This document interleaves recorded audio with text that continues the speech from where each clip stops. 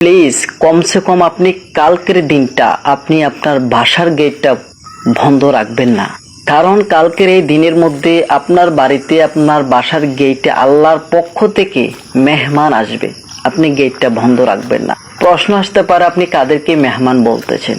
যাদের আজকের এই দিনের মধ্যে গরুর গোস্ত কেনার সামর্থ্য নাই, ছাগলের গোস্ত কেনার সামর্থ্য নাই, তারা আজকে আপনার বাসার সামনে আসবে আপনার মেহমান হিসাবে।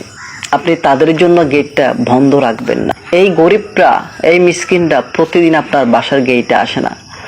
বছরের এই দিনটাতে আপনার বাসার সামনে বুক ভরা আশা, বুক ভরা প্রত্যাশা, বুক ভরা আকাঙ্ক্ষা নিয়ে আপনার বাসার সামনে আসে।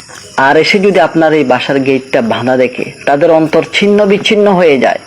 আর তাদের অন্তর যদি ভেঙে যায়, আপনি 100টা পশু দিয়ে কোরবান করলেও আল্লাহকে খুশি করাতে পারবেন না।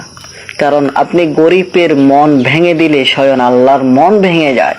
আপনি তাদেরকে দিতে পারেন আর না পারেন, কমসে কম গেটটা খোলা রেখে তাদেরকে সান্ত্বনা দিবেন।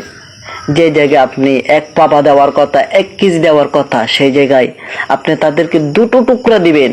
2টো টুকরা দিয়ে তাদের মাথায় হাত বুলিয়ে দিয়ে তাদেরকে সান্ত্বনা দিয়ে, যাতে মনে কষ্ট না পায়, আপনি তাদেরকে বুঝিয়ে আপনার বাসা থেকে বিদায় দিবেন।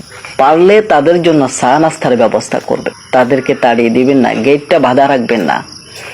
আপনি দেওয়া ফরজ ওয়াজিব কিছুই নয়, কিন্তু দিতে না পারলে আপনি তাদেরকে সান্ত্বনা দিবেন, যাতে করে তারা মনে কষ্ট না পায়।